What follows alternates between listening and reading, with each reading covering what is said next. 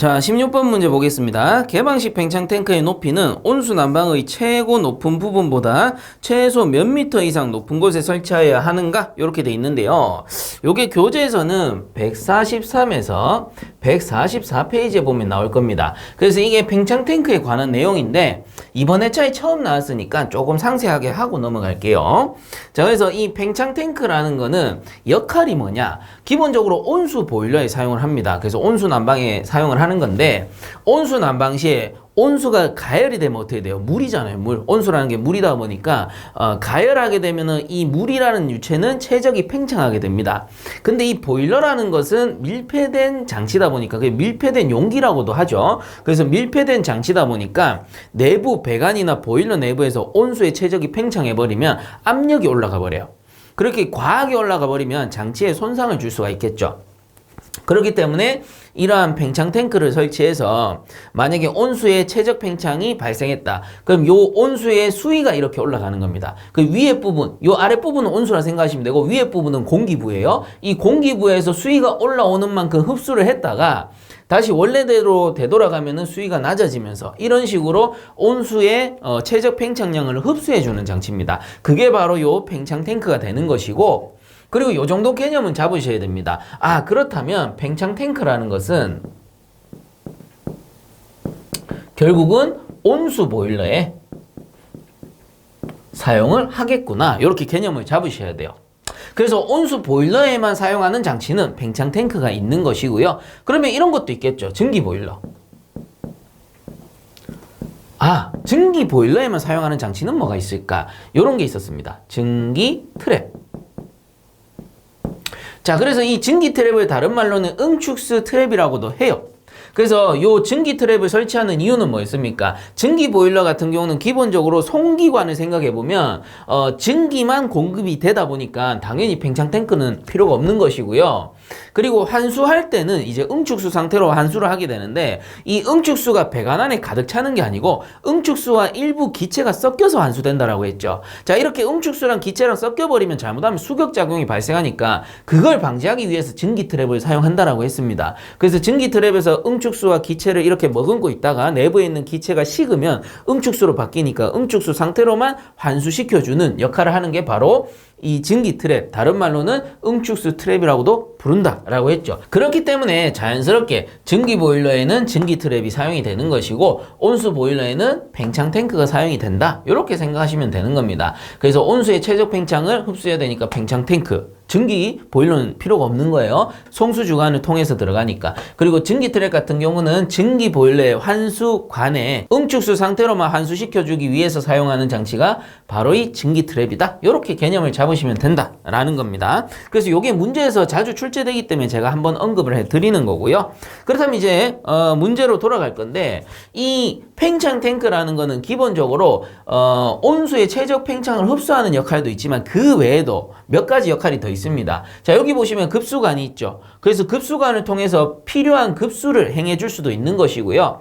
그리고 여기 위에 공기가 이렇게 차 있다. 이 공기를 배관 내부에 있는 온수 입장에서 보자면 불응축가스로 볼 수가 있죠. 그래서 공기를 불응축가스라고도 하니까 자, 근데 이 불응축가스가 배관 내부에 온수만 순환하면 참 좋겠는데 섞여 다니면은 순환 효율이 떨어집니다. 그리고 거꾸로 생각해 보세요. 배관 내부에 온수 보일러니까 온수가 가득 찬 상태로 지나가 주는 게 열 효율이 가장 좋겠죠. 왜? 온수가 열 에너지를 다 가지고 있잖아요. 근데 공기가 들어차면 들어찬 공기의 양만큼 열이 손실된다라고 볼 수밖에 없죠.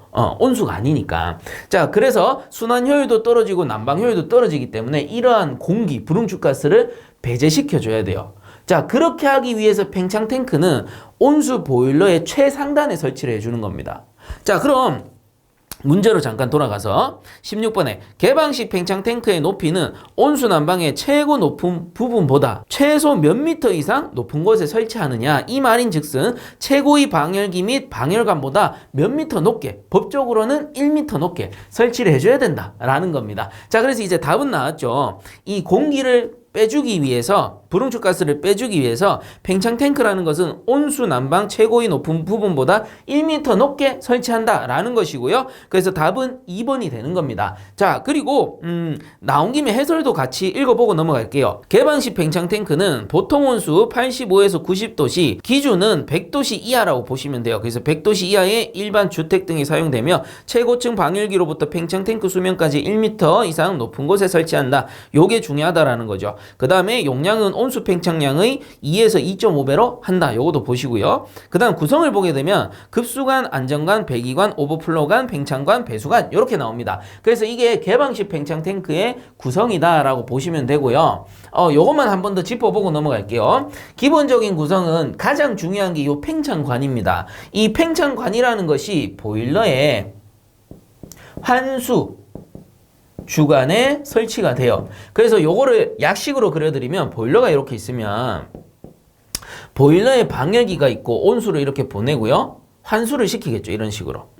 그러면 요 환수관 쪽에 팽창 탱크를 이렇게 설치한다라는 겁니다. 근데 물론 이 문제에서는 만약에 방열기가 위에 있으면 방열기보다 더 높이 이 위에 이렇게 설치를 하겠죠. 1m 높게 설치해라라고 했으니까. 근데 말 그대로 제가 약식으로 그린 거니까 그런갑다 하고 보시면 돼요. 자, 그래서 요 상태에서 팽창 탱크를 설치하고 이 환수 주관과 연결된 요 배관이 팽창관이 돼요.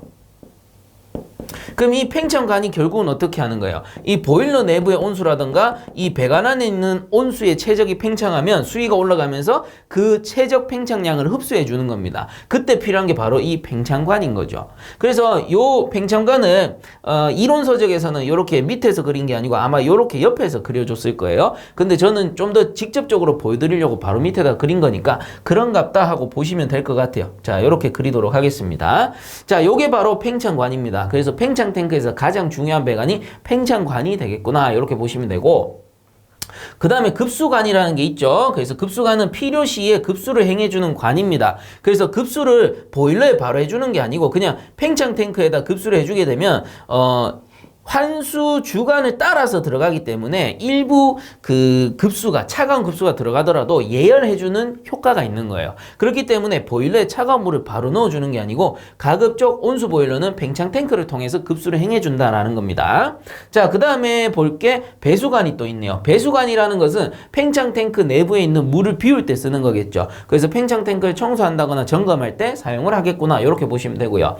그 다음에 오버플로우관이라는 게 있는데 오버플로우관 같은 경우는 이 최적 팽창이 좀 심하게 발생해서 수위가 이렇게 많이 올라온다. 그러면 이 넘치는 거를 방지하기 위해서 이렇게 넘치기 전에 빼주는 관입니다. 그래서 오버히트 했다. 그때 사용하는 게 오버플로우 관이다. 이렇게 보시면 되는 거고요. 근데 오버플로우 관에서도 이렇게 빼준다고 빼줬는데도 최적 팽창량이 너무 큰 거야. 그래서 이게 막 넘치려고 그래. 더 올라가요, 수위가. 빼주는데도 올라가는 거야. 그러면 어쩔 수 없이 마지막에는 최후의 보루 안정관에서 빼준다라는 거겠죠. 그래서 안정관 또는 방출관이라고도 하는 겁니다. 자, 그 다음 메뉴에 있는 게 배기관 또는 통기관이라고 하는데 요 배기관이 결국은 공기를 밖으로 빼주는 관이 된다라는 겁니다. 그래서 공기를 밖으로 빼주기 때문에 통기관이라고도 하고요. 이 배기관이 외부에 노출되어 있기 때문에 이게 개방식 팽창 탱크가 된다. 이렇게 보시면 되는 겁니다. 그래서 기본적인 구성은 이렇다라고 알아두시면 됩니다. 그리고 여기에 이어서 문제에 또 자주 나오는 것 중에 하나가 뭐냐면은